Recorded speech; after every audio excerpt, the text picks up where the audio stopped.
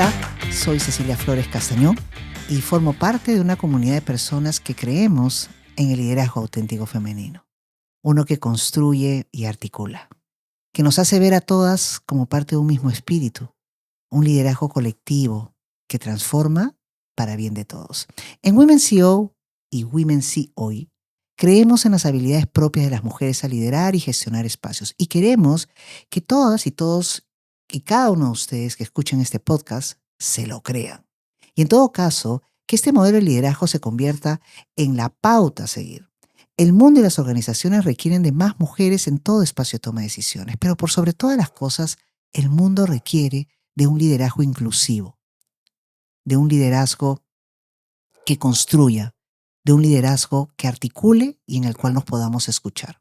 Porque estamos en tiempos de cambio, complejos, impredecibles, y aquí nadie queda atrás, todos nos necesitamos con nuestro talento, nuestras experiencias, nuestro conocimiento y por supuesto nuestras visiones de vida. Estamos en un nuevo episodio de nuestro podcast Women See Hoy. Estoy muy contenta por estar acá con una querida amiga, Paula Severino. Ella, es una persona que conozco hace muchos años y que es de origen argentino, pero nos une lazos comunes como la preocupación por la promoción, el impulso, la defensa de los derechos humanos y por tanto, ¿no? De hecho, eh, la equidad de género, la igualdad de oportunidades, forma parte de la agenda, sin duda. También Paula forma parte de Women See Hoy. Y lo interesante es que no solamente compartimos ese cariño por el propósito compartido, sino también este saber experto, ¿no? Que viene de la mano por la gran experiencia pues, que Paula tiene a su alrededor. Y yo la voy a presentar muy rápidamente, ¿no? Ella es consultora en bioética y derechos humanos, es relatora del Consejo Internacional de Bioética de la UNESCO, creo que lo dije bien. Es consultora y gestora de proyectos de instituciones públicas y privadas. Su foco especial está puesto en género, en salud, en inclusión. Ha impulsado acciones interesantísimas con colectivos LGTB+, está muy comprometida con la diversidad en el amplio espectro. Estuvo asistiendo a situaciones muy interesantes, ¿no? Como temas vinculados a eutanasia y cosas que todavía mueven en la sociedad, ¿no? Y es, bueno, natural facilitadora de procesos de cooperación, prevención de conflictos y fundamentalmente una praxis de la medicina basada en la ética desde un diseño, desde el diseño, ¿no? Considerar la ética desde el diseño, ¿no? El método EDD, ¿será? EDD, sí. EDD, ¿no? Ok. Entonces, más allá de la introducción, querida Paula, y entendiendo que este es un espacio inspirador, ¿no? Inspiracional, era lo que quería decir. Nada, estoy muy feliz de estar contigo aquí y quiero que me digas, que nos comentes, ¿no? Tu trayectoria, cómo has llegado hasta aquí, ser la Paula con las convicciones tan sólidas, cómo este cruce Argentina-Perú y cómo esa consolidación de una imagen incluso internacional que lleva y que pone la bioética por delante. Tal vez comiénzanos comentando también en su momento, ¿no? Los alcances de la bioética, ¿no? Creo que va a ser importantísimo destacarlo, pero lo importante es escuchar sobre ti. Muchísimas gracias, Ceci. Una alegría enorme para mí estar con vos hoy acá y con tu público, con la gente que nos está escuchando. Muy agradecida también de que se tomen este tiempo, ¿no? Porque el hecho de que nos estén escuchando ahora ya está marcando la pauta de un compromiso y de un deseo que a veces está latente y no tenemos tan claro que está, pero si estás escuchándonos ahora es porque esa semilla está y te toca hacerla florecer. Eso. ¿Por dónde arrancar? Bueno, me enamoré, vamos a irme echando un poco. Primero, mi relación con el Perú, vos sabés, tiene ya más de 20 años y es un país en el que me siento en casa, que siento una profunda gratitud. Es una tierra muy generosa que todo el tiempo me está acunando y enseñando, ¿no? Y que es para mí siempre una alegría, más allá de haber ido y venido, en el sentido de que ahora estoy más itinerante, yendo y viniendo, pero he vivido aquí tiempo largo y nunca descarto volver a instalarme porque hay tanto amor y hay tanto para hacer. Perú encuentro que es una tierra de mucha oportunidad y de mucha inspiración para el ser y para el hacer, que es un poco los pilares que compartimos en Muy Menció. Ujú. La bioética apareció en mi vida de manera muy natural porque mi papi es médico y Ah, médico toco lo que acá sería ginecobstetra, ¿no? Entonces, y cirujano. Entonces, yo estuve expuesta desde muy chica a todos este tipo de dilemas y que tienen que ver con la práctica médica y a las preguntas. Yo crecí también en un hogar conservador religioso. Con sus más y sus menos, me ha marcado mucho en ese sentido. Ha encontrado luego eso, su equilibrio en la vida y agradezco mucho porque yo tuve desde muy chica una educación en valores muy fuerte. Fue una coordenada, te diría, fundamental de mi crecimiento. a la vena. Ah, total, total. Por supuesto que después eso se tradujo en rebeldía, porque claro, la Claro. forma en la que mi papi veía el mundo, que era una visión muy, muy, muy, muy conservadora y bastante estrecha, te diría, desde Ujú. hoy, generó mucha rebeldía en mí, pero esa rebeldía fue una rebeldía de reivindicar mi pensamiento crítico, que es algo que atesoro y he atesorado siempre, que es mantener mi distancia de choque, ¿no? Entonces, desde muy chica tuve esta cosa de pensar críticamente, amaba estudiar teología. Fui a un colegio de monjas, un colegio casi, mi mami se enoja cuando escucha esto, pero casi rural, en el sentido que consideraban que las mujeres no necesitábamos saber matemáticas. Y así que Así. yo sumo un resto con dificultad. Ya hago los números, los honorarios me salen bien así, en la cabeza naturalmente. Todo el resto me tengo que esforzar mucho. Pero sí teníamos una educación humanista muy básica, pero que a mí me generó como, siempre buscaba, ¿no? Mi abuela y mi tía Cristina, con las que viví después cuando me mudé en la universidad, fueron una gran influencia en mí. Ellas me mandaban libros, imagínate, con transporte. Yo me crié en un pueblo chiquito de la Patagonia, a 3.000 kilómetros de Buenos Aires. Mira Por tú. eso también yo siempre tengo mucho amor por la gente de provincia y siempre me involucro en proyectos que tengan que ver con descentralizar el conocimiento. Porque yo, o sea, en donde yo me crié, decía, Dios está en todos lados, pero atiende en Buenos Aires. Entonces, sí conozco bien lo que significa, ¿no? Si bien yo nací en Buenos Aires, a los 4 años me fui a este pueblito perdido en la mano de Dios. Entonces, sí tengo como una gran sensibilidad en ese sentido. Y mi abuela y mi tía me mandaban libros por transporte, mandaban conserva de mis padres y me mandaban libros porque ni siquiera eso se podía comprar en esa época, al inicio, en ese Claro. lugar. Entonces, yo tuve como una gran sed por la lectura y por estudiar y un gran amor también por la teología y por la metodología. Me acuerdo que me enamoré de Santo Tomás y decía, ¡qué maravilla! La escolástica me parecía a los 16 años me parecía una cosa alucinante, ¿no? Y no tenía quien me la explicara, pero a mí me parecía fantástica. Entonces, en esto fue de la mano también de un crecimiento de mucha rebeldía por la situación de machismo en la que yo vivía, el medio en el que yo vivía. Entonces, esta indignación que me genera, primero fue como una falta de comprensión absoluta, ¿no? ¿Por qué no todos somos iguales? Mm. O sea, ¿por qué? La misma pregunta me hacía de ¿No? chica. ¿Por ¿Por qué? qué hay Yo no tratos entiendo. Yo no diferentes? entendía. Y Así esto, o es. sea, en una época donde las personas gay y lesbianas eran enfermos Así mentales, es. donde ni te cuento las personas trans, donde aparte las mujeres estaban patada dentro de su casa, ¿no? Y entonces, bueno, ahí sí, chiquita, ¿no? Quédate ahí en la cocina. Y entonces yo no lo entendía, simplemente para mí esto no tenía ningún sentido. Y mi pregunta disparador es, a los 17 años, fue, ¿hasta qué punto tu biología te condiciona? De hecho, yo ¡Wow! Esa es empecé. una súper pregunta, Oh, por yes. Y a favor. ver, y estamos 17 hablando de años. los 90, digo. Oh, Dios Que ahora mío. estamos de moda con las neurociencias y las neurovainas, ¿no? Pero digo, en los 90. Entonces, yo siempre digo, si hubiera existido esta tecnología, hubiera ido de Río Gallegos al MIT, pero Así bueno, no es. había, ¿no? Así que muchachas que me están escuchando, aprovechen estos recursos. Así es. Y Al máximo. al máximo, Uf, al máximo. ya hubiéramos querido. Por Dios. Oh. Y bueno, y entonces esta pregunta fue lo que hizo que, si bien yo me metí a estudiar Derecho, por estas cosas todavía al día de hoy no lo entiendo. Yo un día me desperté y dije, Derecho, Derecho, Derecho, Derecho. No me gustaba, acá entre nos sigue sin gustarme demasiado, pero no entendía por qué, pero era Derecho, Derecho, Derecho. Tenía como esta cosa súper fuerte, ¿no? Yo creo que tiene que ver con todas estas reivindicaciones de meterte con alguien de tu tamaño, Sí. un montón de cosas que yo ahora doy cursos para defensores de derechos humanos y cuestiones vinculadas a gestión emocional en el ejercicio de la profesión, y porque entiendo que hay muchos de nuestros programas inconscientes que De nos llevan a acuerdo. compensar y a trascender, buscar trascenderlos de manera inconsciente. Pero claro, no a esa edad, ¿qué sabía yo de estas cosas?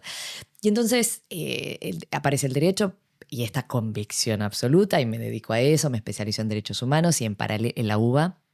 que claro, para mí pasar de un pueblito a, me fui como digo, ¿no? O sea, también entiendo mucho a los chicos que vienen de provincia, porque yo me fui a estudiar a casa de mi abuela y mi tía, y entré en este caos que era la UBA, y para mí fue la felicidad absoluta, ¿no? Esta Libertad. cosa anárquica de la universidad.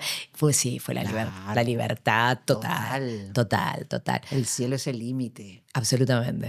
Y yo me acuerdo que veía mira, ¿no? Las proyecciones de uno, pero yo veía en la universidad, mi universidad siempre fue caótica, digamos, y no era que, si bien la Facultad de Derecho tiene una infraestructura bastante imponente, pero no cuidada, como si tú entras a una universidad Claro. privada, ¿no? Y tenías como ¿cómo se llama? Como estos papelógrafos gigantes de publicidad política, Sí. colgando en el techo, y yo decía, ay, como las justas medievales, o sea...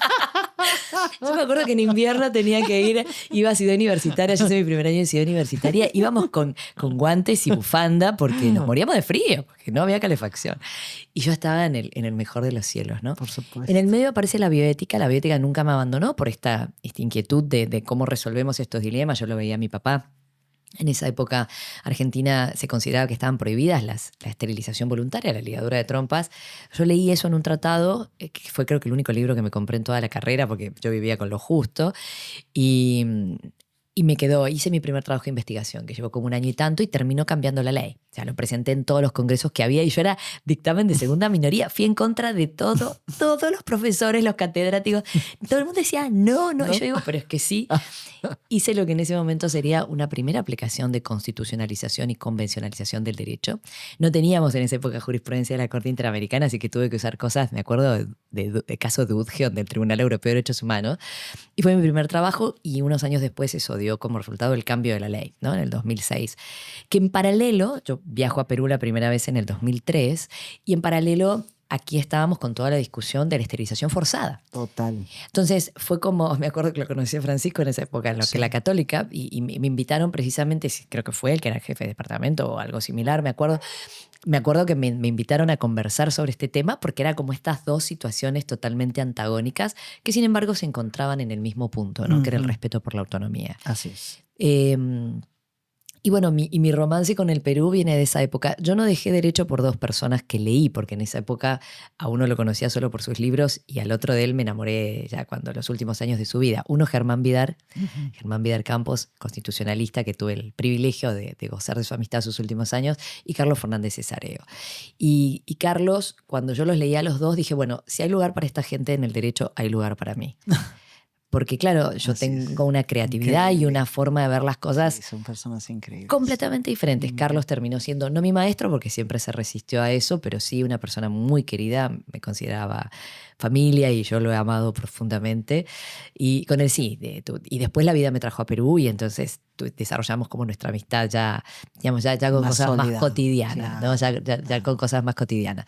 Que fue más humana que académica, debo decir, pero que fue muy, muy importante en mi vida porque aparte su forma de pensar el derecho y yo creo que lo que tenía Carlos que lo hacía increíble era la apertura a todo lo nuevo, ¿no? La frescura con la que él se podía sentar con un estudiante de primer ciclo y escucharlo con genuino interés. Sí, era una persona increíble. Eso yo creo increíble. increíble, ¿no? Y bueno, y las vueltas de la vida que me iba a imaginar, o sea, ni en mis más locas fantasías me imaginé que a mí me iban a elegir como parte del Comité Internacional de Bioética de la UNESCO, que es el máximo órgano asesor de Naciones Unidas en bioética. Fue un regalo.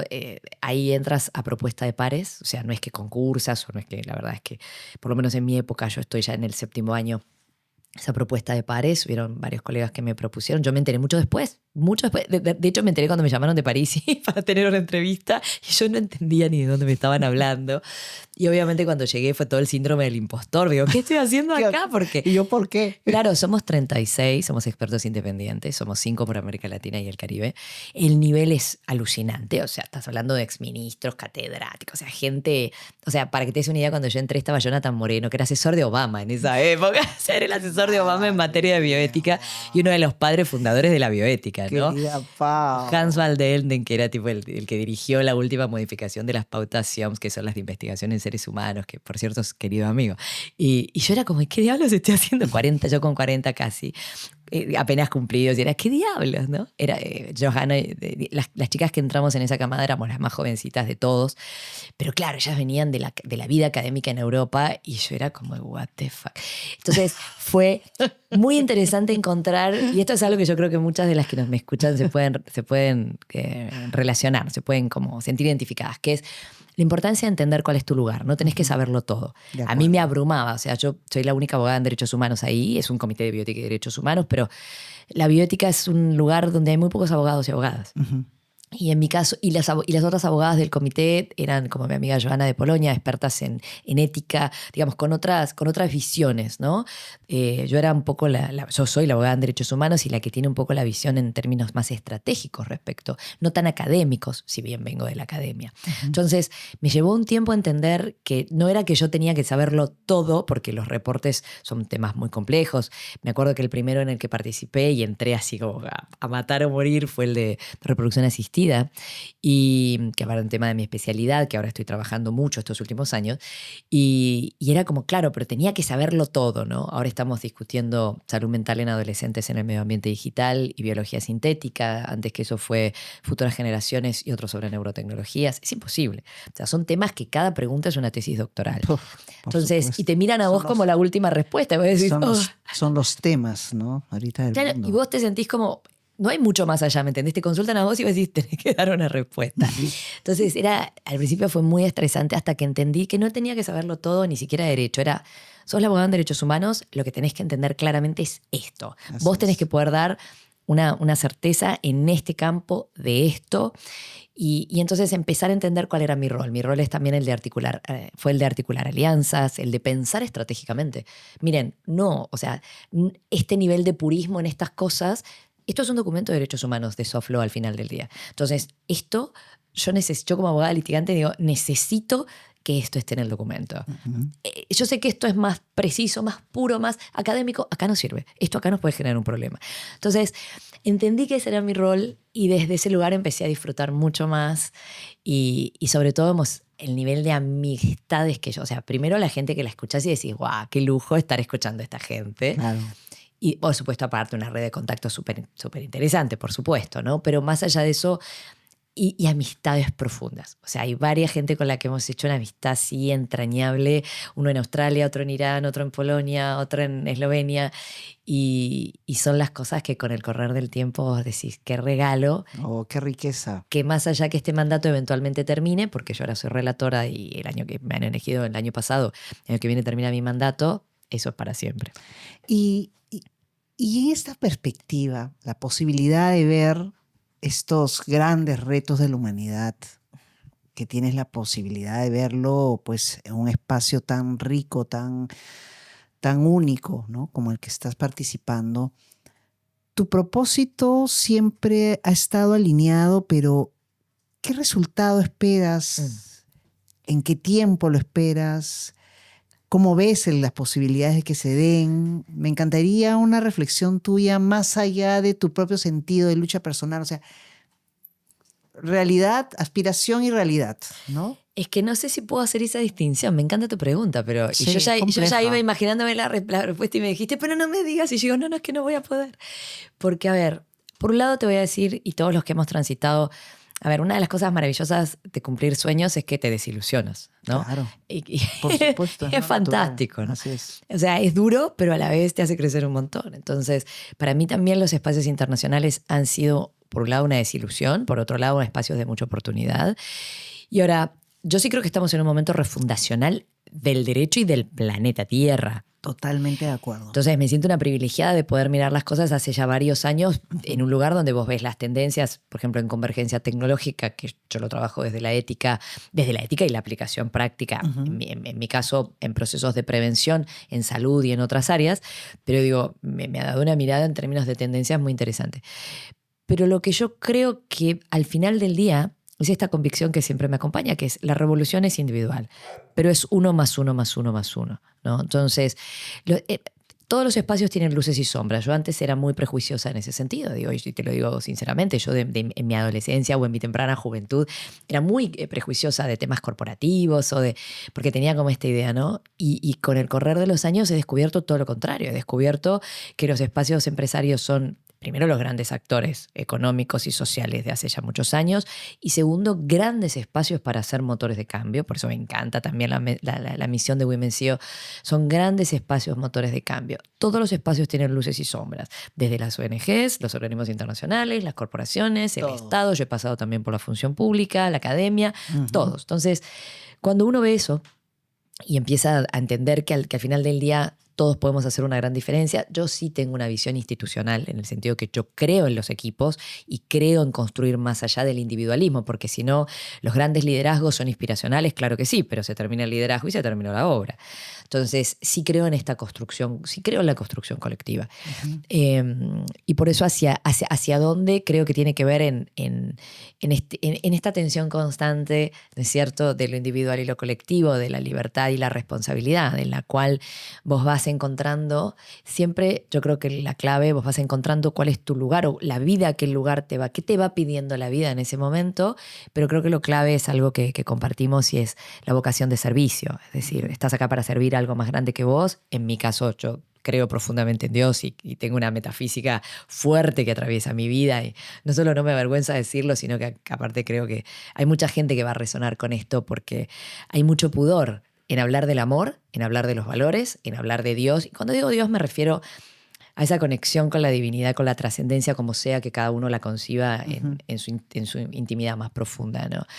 Y eso es lo que a mí me sostiene y lo que me ha sostenido en los momentos de oscuridad que, por otra parte, yo creo que en eso muchas mujeres me van a entender, lo que es vivir profundos momentos de oscuridad y la importancia también de la salud mental, que es un tema en el cual ahora te decía, estamos trabajando y es algo que yo te puedo decir por mi propia experiencia a mi alrededor y personal. Cómo las mujeres nos llevamos a puntos de agotamiento físico y mental y cómo somos muy indulgentes con las cosas que pensamos, ¿no es cierto? Y con todos estos rollos que alimentamos en nuestra mente y con la falta de cuidado. Y eso hay veces que nos juega pasadas muy duras.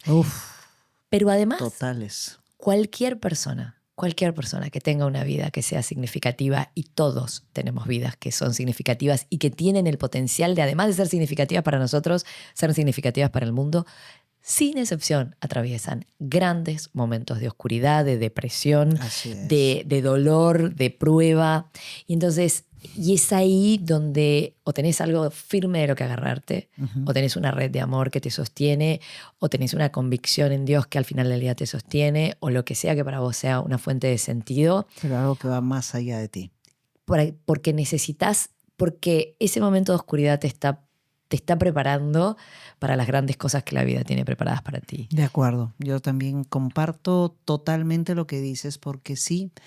Y eso es parte de a veces la preocupación que da de ver cómo las nuevas generaciones expresan esa forma de cubrir, ¿no?, de alguna manera esos sentimientos reales que puedan tener a través de una cortina de apariencia que no te dice realmente lo que es. Y eso profundiza más la soledad. Y eso profundiza más la oscuridad, ¿no? Y lo peor de todo es que, claro, al no trabajar redes, digamos, auténticas, ¿no?, o redes legítimas o veraces, la soledad y la profundidad es mayor. Entonces, a mí sí me preocupa, ya llevando a la salud mental, ¿no?, de las nuevas generaciones, los tremendos retos que va a tener que manejar la salud pública. Y aquí, bueno, ya hablando de lo que pasa en el Perú y más, ¿no?, donde la política en salud pública, práctica de salud pública mental tiene pues, casi nada de relevancia, pues qué complejo todo este escenario en donde hay gran cantidad de acceso a recursos, pero a veces muy poca veracidad o realidad de que del grado de verdad que la persona puede expresar, ¿no? Mira, yo creo que como todo empieza en casa, ¿no? Lo que pasa es que ahora tenemos la ventaja de que podemos gestionar nuestros propios recursos porque hay cantidad de recursos gratuitos online.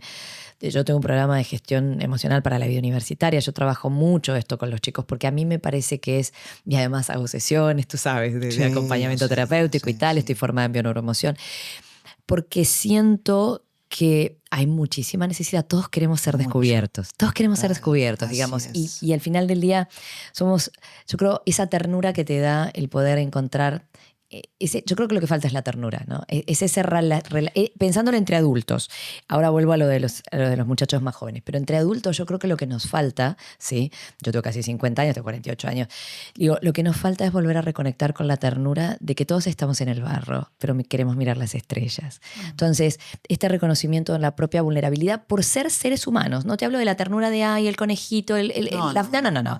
Te hablo de al final del día, el reconocimiento en derechos humanos, diríamos dignidad, ¿no? Así es. Y este reconocimiento de que el otro soy yo mismo. Entonces, cuando vos podés conectar con lo humano en vos y con lo humano en el otro, es imposible que no exista la empatía, es imposible que no exista la preocupación genuina por el otro. Y así es como vos construís ciudadanía. Digo, si lo queremos llevar a la conversación de la democracia, así construís ciudadanía. Y si lo querés llevar a lo micro, así construís tu red de amor. Pero, en el colegio, en casa, en todos lados, ¿no? Claro. Ahora, claro, ¿quiénes nos educan para poder reconocer eso?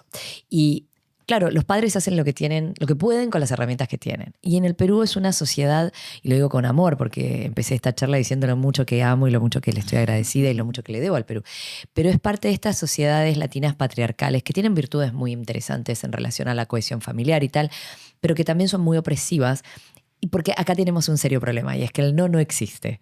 El no, que es una parte fundamental para poder construir una personalidad. En la sociedad sí, pero cuesta. Entonces, ¿cómo yo voy a enseñarle límites a mi hijo, a mi hija? ¿Cómo yo voy a marcar límites si tengo dificultades en decir que no? Entonces, si arrancamos de ahí, ¿no es cierto?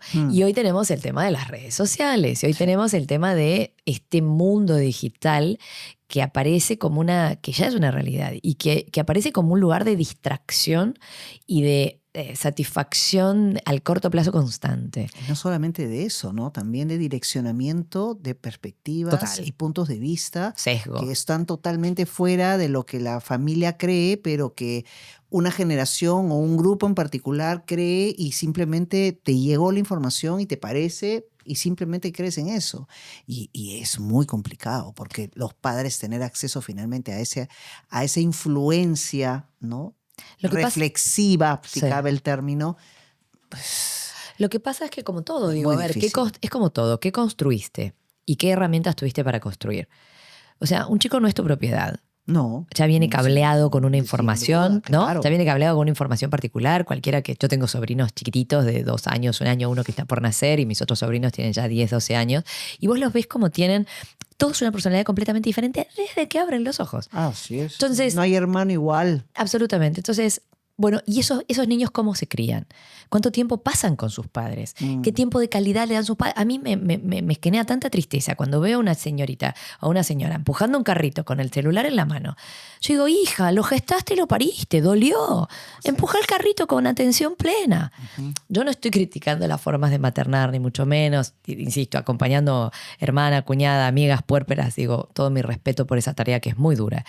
Pero, a ver, un niño demanda mucho tiempo y atención. Atención. Si vos tenés una planta y la querés hacer crecer, te demanda tiempo y atención. Imagínate un chico que tiene una psique en la que puedes incidir muy positiva y muy negativamente. Entonces, demandan.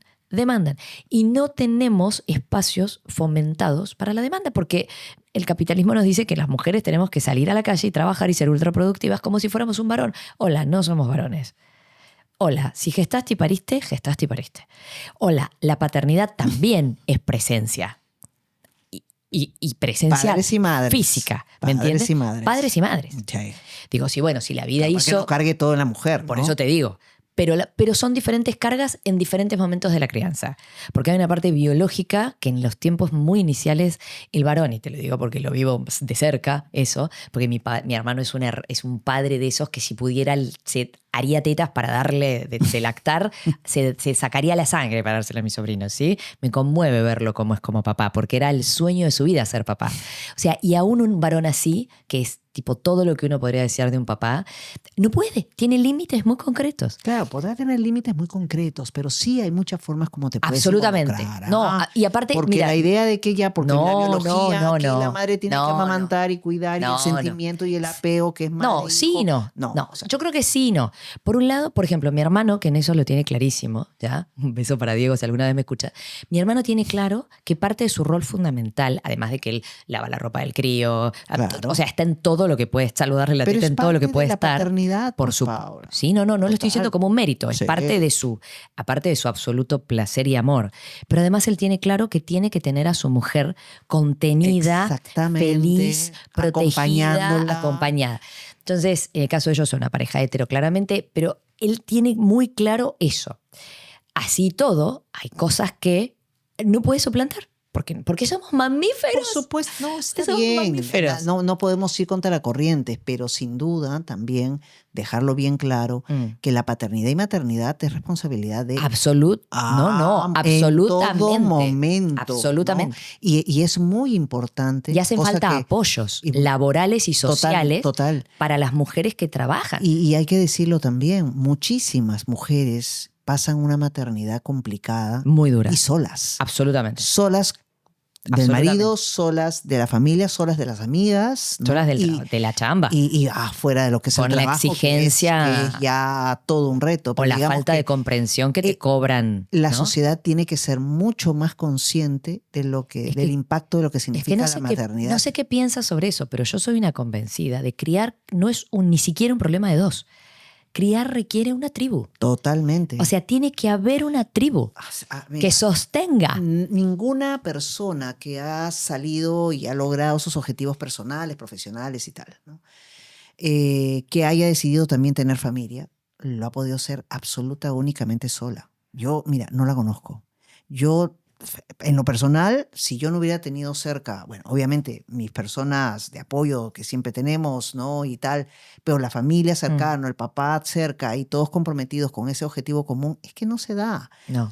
Porque hay que valorar lo que significa la crianza, socialmente. Podrás hacerlo, pero con ciertas carencias, ¿no? Yo sí creo, y estoy convencida de eso que hace mucho tiempo, que es necesario resignificar. Ahora se están teniendo todas, yo trabajo, como te decía, hace muchos años ya me dedico mucho a todo lo que tiene que ver con reproducción, con fertilidad, y los números son clarísimos en términos, va a llegar un punto en el cual la población va a empezar a declinar de manera pero estrepitosa. Así es. Pero aparte vos lo ves de la mano de un inmenso individualismo, digamos, de una disolución de las redes, de un montón de cosas sociales muy complejas. Y cuando vos ves eso y ves cómo sufren las mujeres en soledad, porque aparte, digamos, hay muchas cosas de las que recién todavía no se habla, la depresión postparto está súper subdiagnosticada, muy subdiagnosticada. A mí me da mucho gusto que estos temas ya lo estemos abordando y creo que somos la única organización que lo estamos abordando desde esa perspectiva, la perspectiva de una mujer que está empoderada, que quiere liderar, que quiere seguir manteniendo su vida, pero bueno, tampoco no tiene por qué prescindir de la maternidad si lo quiere hacer, ¿no? Como tampoco la maternidad es obligatoria, ¿no? Por supuesto que no. Eso es meramente opcional y como que también la familia tiene múltiples formas, cosa que también deberíamos conversar y un día vamos a hablar. Completamente. Tú sabes que un podcast específico. Trabajo en eso hace muchísimos años, así que absolutamente. Entonces, digamos que, claro, todo en su debida proporción, pero también entendiendo que nadie está excluido del rol que corresponde. No, absolutamente. La crianza... Y que eso tiene que venir, yo creo que tiene que venir de la mano de mucha honestidad. Por eso es muy importante conocerse a una. Honestidad personal. Personal. Sí, así es. Por eso es importante conocerse a una, porque no hay obligación de tener un hijo. Ni dos, ni de casarte, ni de ser hétero, ni de nada, ¿no? Entonces uno tiene que... Tu plan de vida. Así es. ¿Y qué te antoja realmente? Ser como bastante honesta con una, decir, quizás no es para mí. Porque, a ver, hay una realidad, tú has tenido hijos, o sea, demanda una suficiente generosidad de ambos padres, ¿no? Demanda una generosidad, pero en el caso de las mujeres te lo requiere todo. ¿Me entiendes? Porque pones el cuerpo.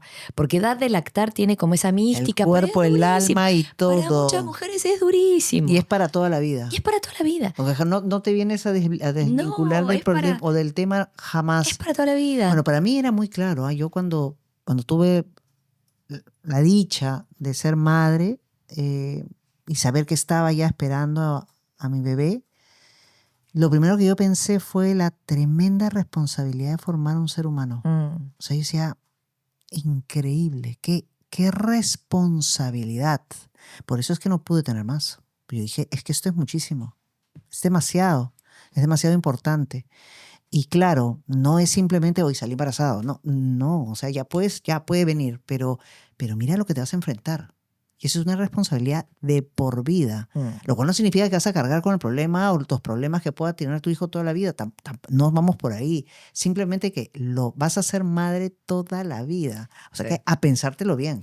No, y como te decía, es un ejercicio de generosidad inmenso porque tu chamba es, si haces bien las cosas, va a llegar a una edad relativamente temprana en términos de lo que has invertido en ese pequeño mamífero que adoras, que va a ser totalmente independiente, que no te va a necesitar. No, Entonces, y no tú tiene que Tú necesitarte. le has dado tu sangre, tu cuerpo, tu leche, tu tiempo, tu sueño, todo lo que has dejado en el camino, porque inevitablemente dejas cosas por el camino.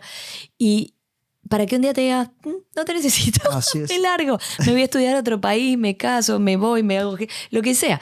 Y entonces es un inmenso, yo creo que es la tarea más grande que uno puede asumir. Y yo me pregunto hasta qué punto nuestra sociedad la reconoce, la premia y la apoya. Yo no creo. Desde este lugar. En su debida dimensión. Y yo creo que esto no es... convencida que no. Yo creo que no, y yo creo que no es casualidad. Porque lo que nosotros estamos hablando es cómo criar seres humanos y ciudadanos y personas que cambien el mundo y desarrollen el mundo en una dirección. Pero si lo que vos tenés son familias cada vez más chicas, recursos cada vez menores, dispersión cada vez mayor individualismo, digamos, toda esta ¿cómo se llama? Desintegración de las instituciones y de los tejidos sociales. Bueno, pues no estás criando ese tipo de personas. No. Entonces, con lo que te vas a encontrar, el resultado de lo que produzca, hablamos de la gran mayoría, porque hay muchos que sí luchan contra viento y marea con los recursos que tienen para criar los mejores seres humanos posibles. Al final del día, siempre todos hacemos lo mejor que podemos con lo que tenemos. No es por elaborar un juicio, pero digo en términos, pensándolo más como un fenómeno social y no ya mirando al interno de cada casa.